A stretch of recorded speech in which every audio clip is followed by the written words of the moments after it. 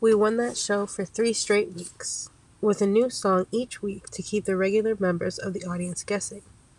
Some of the other performers complained that it was greedy for us to keep coming back, but they were after the same thing we were. There was a policy that if you won the amateur night 3 straight times, you'd be invited back to do a paid show for thousands of people, not dozens like the audiences we were playing to in bars.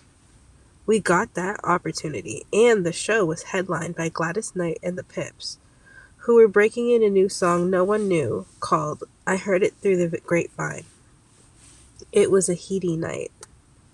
After Chicago, we had one more big amateur show we felt we really needed to win, the Apollo Theater in New York City. A lot of Chicago people thought a win at the Apollo was just a good luck charm and nothing more, but Dad saw it as so much more than that. He knew New York had a high caliber of talent just like Chicago, and he knew there was more record people and professional musicians in New York than Chicago. If we can make it in New York, we can make it anywhere. That's what a win at the Apollo meant to us. Chicago had sent a kind of scouting report on us to New York, and our reputation was such that the Apollo entered us in the Superdog finals, even though we hadn't been to any preliminary competitions. By this time, Gladys Knight had already talked to us about coming to Motown, as had Bobby Taylor, a member of the Vancouvers, with whom my father had become friendly. Dad had told them we'd be happy to audition for Motown, but that was in our future. We got to the Apollo at 125th Street early enough to get a guided tour. We walked through the theater and stared at all of the pictures of the stars who played there, white as well as black. The manager concluded that by showing us to the dressing room, but by then I had found pictures of all my favorites. While my brother and I were paying dues on the so-called Chitlin circuit, opening for other acts, I carefully watched all the stars because I wanted to learn as much as I could. I'd stare at their feet, the way they held their arms, the way they gripped a microphone, trying to decipher what they were doing and why they were doing it. After studying James Brown from the wings, I knew every step, every grunt, every spin and turn. I have to say, he would give a performance that would exhaust you, just wear you out emotionally. His whole physical presence, the fire coming out of his pores, would be phenomenal. You'd feel every bead of sweat on his face, and you'd know what he was going through. I've never seen anybody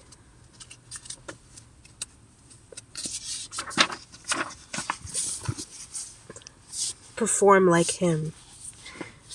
Unbelievable, really. When I watched somebody I liked, I'd be there. James Brown, Jackie Wilson, Sam and Dave, the OJs. They all used to really work an audience. I might have learned more from watching Jackie Wilson than from anyone or anything else. All of this was a very important part of my education. We would stand off stage, behind the curtains, and watch everyone come off after performing, and they'd be all sweaty. I'd just stand aside in awe and watch them walk by, and they would all wear these beautiful patent leather shoes. My whole dream seemed to center on having a pair of patent leather shoes. I remember being so heartbroken because they didn't make them in little boys' sizes. I'd go from store to store looking for patent leather shoes, and they'd say, "We don't make them that small." I was so sad because I wanted to have shoes that looked the way those stage shoes looked, polished and shining, turning red and orange when the light hits them. Oh, how I wanted some patent leather shoes like the one Jackie Wilson wore. Most of the time, I'd be alone backstage. My brothers would be upstairs eating and talking, and I'd be down in the wings, crouching real low, holding on to the dusty, smelly curtain and watching the show. I mean, I really did watch every step, every move, every twist, every turn, every grind, every emotion, every light move. That was my education and my recreation. I was always there when I had free time. My father, my brothers, other musicians, they all knew where to find me. They would tease me about it, but I was so absorbed in what I was seeing or remembering what I had just seen that I didn't care. I remember all those theaters, the Regal, the Uptown, the Apollo, Too many to name. The talent that came out of those places is of mythical proportions. The greatest education in the world is watching the masters at work. You couldn't teach a person what I'd learned just standing and watching. Some musicians, Springsteen and U2, for example, may feel they got their education from the streets. I am a performer at heart. I got mine from the stage. Jackie Wilson was on the wall at the Apollo. The photographer captured him with one leg up, twisted but not out of position from catching the mic stand he just whipped back and forth. He could have been singing a sad lyric like Lonely Teardrops, and yet he had that audience so bug-eyed with his dancing that no one could feel sad or lonely. Sam and Dave's picture was down the corridor next to an old big band shot. Dad had become friendly with Sam Moore. I remember being happily amazed that he was nice to me when I met him for the first time. I had been singing his songs for so long that I thought he'd want to box my ears. And not far from them was the king of them all, Mr. Dynamite, Mr. Please Please himself, James Brown. Before he came along, a singer was a singer and a dancer was a dancer. A singer might have danced and a dancer might have sung, but unless you were Fred Astaire or Gene Kelly, you probably did one better than the other, especially in a live performance. But he changed all that. No spotlight could keep up with him when he skidded across the stage. You had to flood it.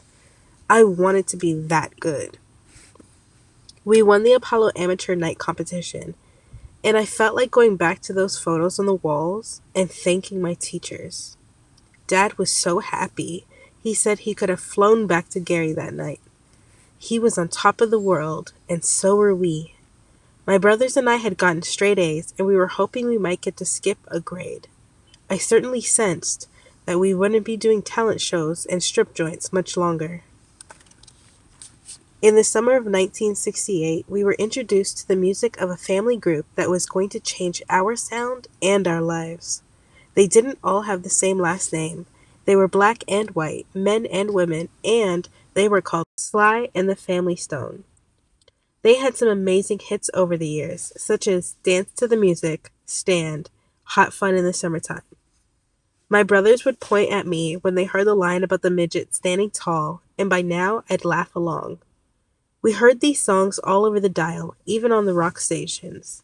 They were a tremendous influence on all us Jacksons, and we owe them a lot. After the Apollo, we kept playing with one eye on the map and one ear to the phone. Mom and Dad had a rule about no more than 5 minutes a call, but when we came back from the Apollo, even 5 minutes was too long. We had to keep the lines clear in case anyone from a record company wanted to get in touch with us.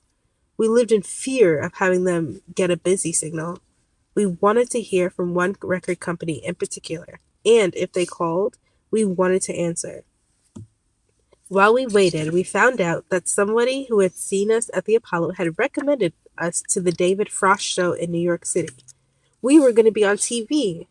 That was the biggest thrill we've ever had. I told everyone at school and told the ones who didn't believe me twice. We were going to drive out there in a few days.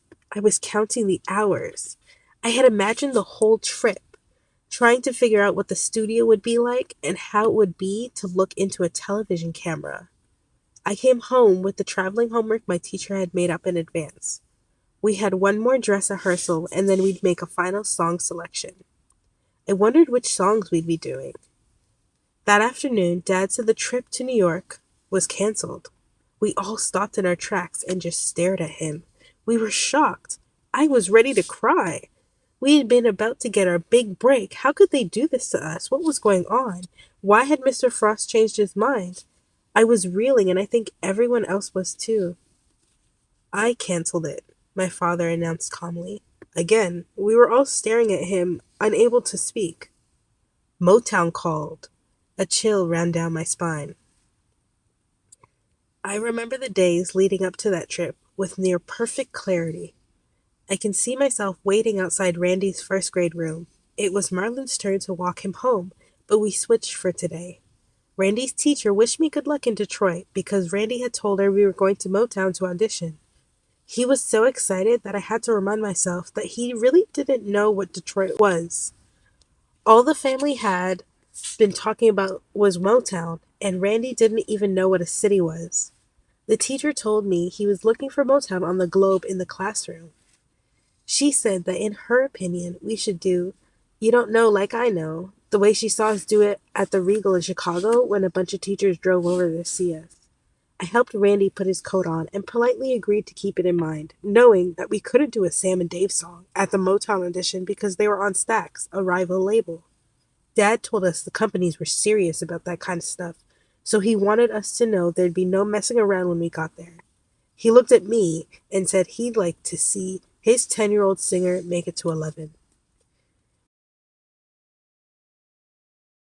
We left the Garrett Elementary School building for the short walk home, but we had to hurry. I remember getting anxious as a car swept by, then another. Randy took my hand and we waved to the crossing guard. I knew Latoya would have to go out of her way tomorrow to take Randy to school because Marlon and I would be staying over in Detroit with the others.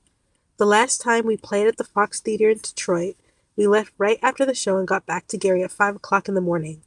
I slept in the car most of the way, so going to school that morning wasn't as bad as it might have been. But by that afternoon, 3 o'clock rehearsal,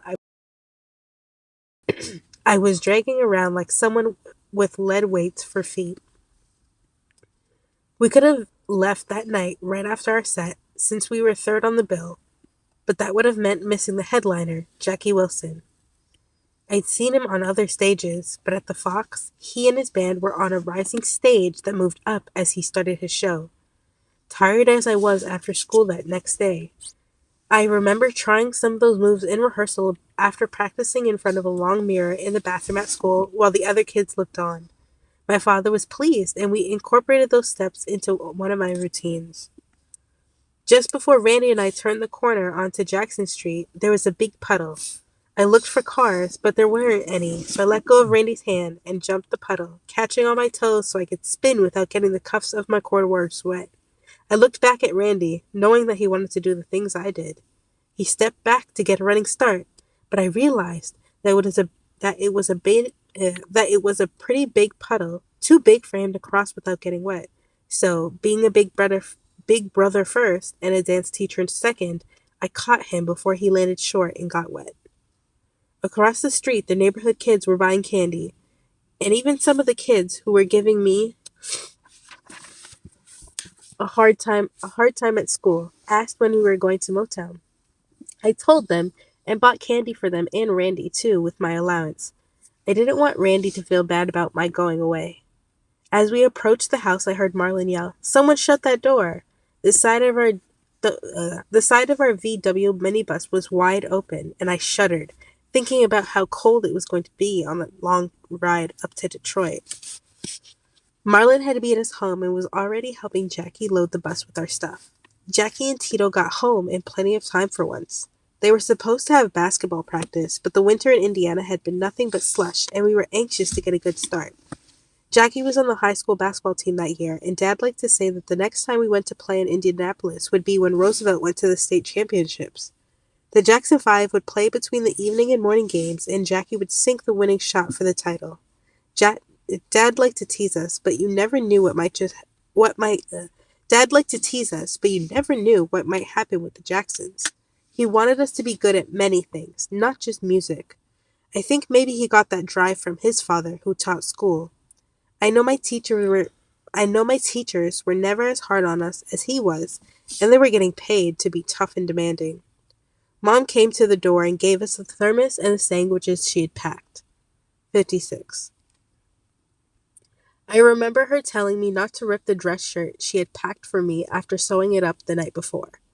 Randy and I helped put some things in the bus and then went back into the kitchen, where Rebby was keeping an eye on Dad's supper and the other on little Janet, who was in the high chair. Rebby's life was never easy as the oldest. We knew that as soon as the Motown audition was over, we'd find out if we had to move or not. If we did, she was going to move south with her fiancé. She always ran things when Mom was at night school finishing the high school diploma she was denied because of her illness. I couldn't believe it when Mom told us she was going to get her diploma. I remember worrying that she'd have to go to school with kids Jackie's or Tito's age and that they'd laugh at her. I remember how she laughed when I told her this and how she patiently explained that she'd be with other grown-ups. It was interesting having a mother who did homework right like the rest of us. Loading up the bus was easier than usual. Normally, Ronnie and Johnny would have come to back us up, but Motown's own musicians would be playing behind us, so we were going alone. Jermaine was in our room finishing some of his assignments when I walked in. I knew he wanted to get them out of the way. He told me that we ought to take off from Motown by ourselves and leave Dad, since Jackie had taken Jairus Ed and was in possession of a set of keys. We both laughed, but deep down, I couldn't imagine going without Dad. Even on the occasions when Mom led our after-school rehearsals because Dad hadn't come home from his shift in time, it was still like having him there because she acted as his eyes and ears. She always knew what had been good the night before and what had gotten sloppy today. Dad would pick it up from there at night. It seemed to me that they almost gave each other signals or something. Dad could always tell if we had been playing like we were supposed to by some invisible indication from Mom. There was no long goodbye at the door when we left for Motown. Mom was used to our being away for days and during school vacations. Latoya pouted a little because she wanted to go. She'd only seen us in Chicago, and we had never been able to stay long enough in places like Boston or Phoenix to bring her back anything. I think our lives might have seemed pretty glamorous to her because she had to stay home and go to school. Rebby had her hands full trying to put Janet to sleep, but she called goodbye and waved. I gave Randy a last pat on the head, and we were off. Dad and Jackie went over the map as we drove away, mostly out of habit, because we had been to Detroit before, of course. We passed Mr. Keith's recording studio downtown by City Hall as we made our way through town. We had done some demos at Mr. Keith's that Dad had sent to Motown after the Steeltown record. The sun was going down when we hit the highway. Marlon announced that if we had heard one of our records on WVON, it was going to bring us luck. We all nodded. Dad asked us if we remembered what WVON stood for, and he nudged Jackie to keep quiet. Marlon announced that if we had heard one of our records on WVON, it was going to bring us luck. We all nodded. Dad asked us if we remembered what WVON stood for, and he nudged Jackie to keep quiet.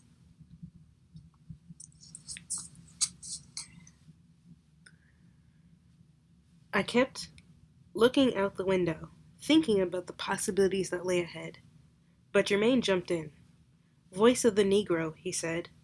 Soon we were calling roll all over the dial. WGN, world's greatest WGN, world's greatest newspaper. The Chicago Tribune owned it. WLS, world's largest store. Sears.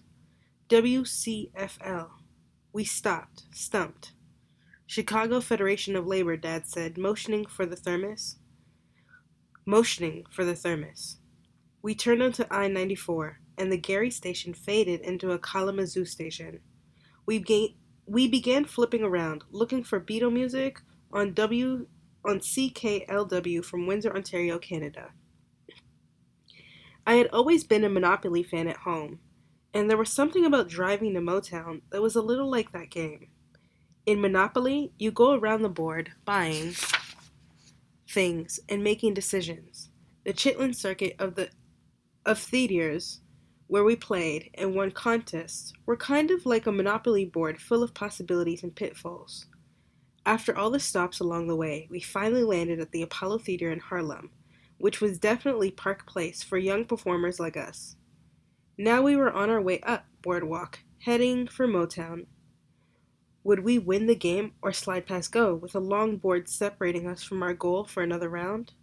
There was something changing in me, and I could feel it, even shivering in the minibus. For years, we'd make the drive over to Chicago, wondering if we were good enough to ever get out of Gary. And we were. Then we took the drive to New York, certain that we'd fall off the edge of the earth if we weren't good enough to make it there.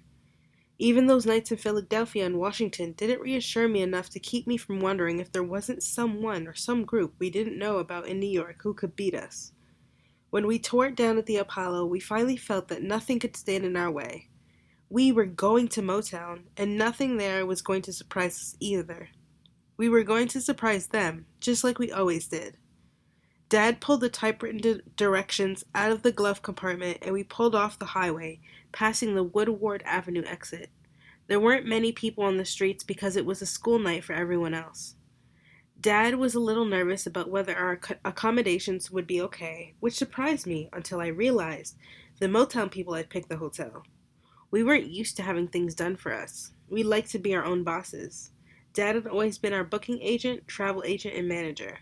When he wasn't taking care of the arrangements, Mom was.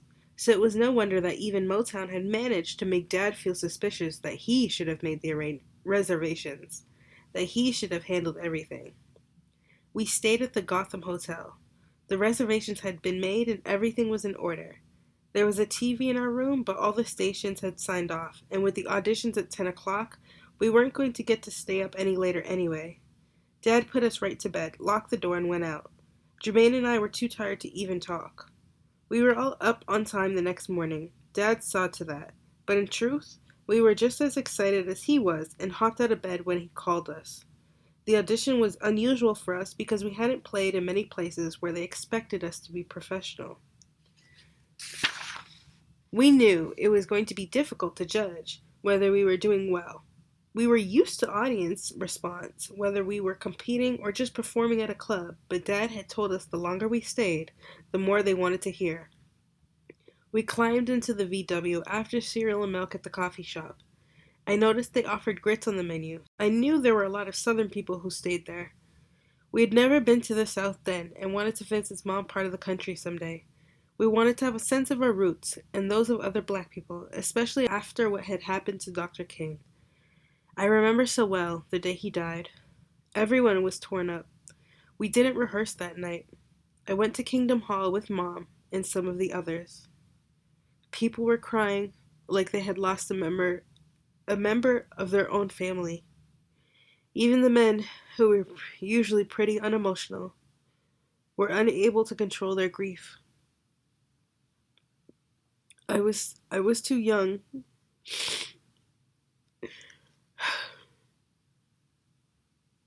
I was too young to grasp the full tragedy of this situation. But when I look back on that day now, it makes me want to cry for Dr. King, his family, and for all of us.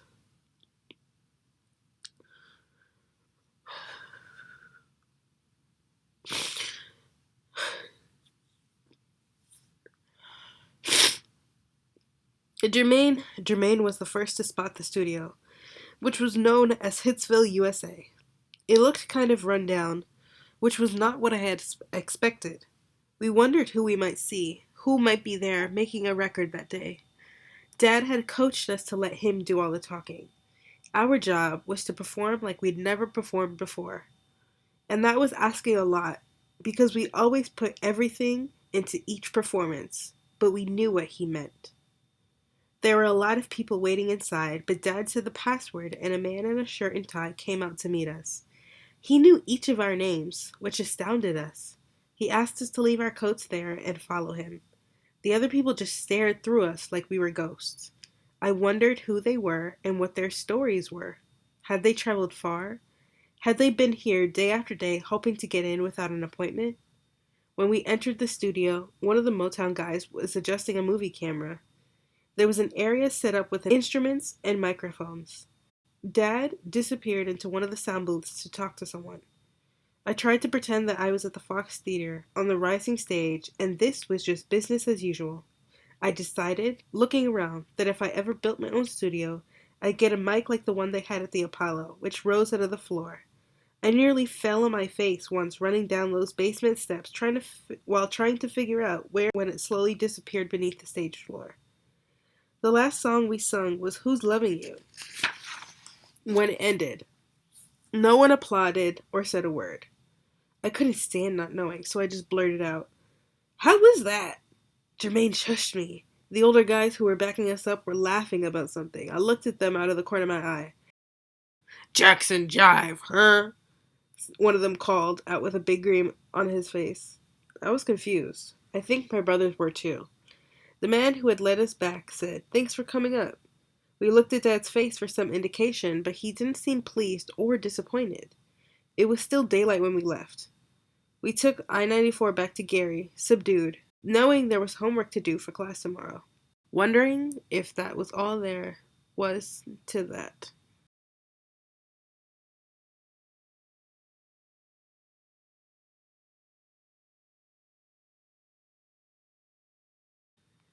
Chapter 2. The Promised Land. We were jubilant when we learned we had passed the Motown audition. I remember Barry Gordon sitting us all down and saying that we were going to make history together. "I'm going to make you the biggest thing in the world," he said, "and you're going to be written about in the history books." He really said that to us. We were leaning forward, listening to him and saying, "Okay, okay." I'll never forget that. We were all over at his house, and it was like a fairy tale come true listening to this powerful, talented man tell us we were going to be very big. Your first record will be #1. Your second record will be #1, and so will your third record. 3 #1 records in a row.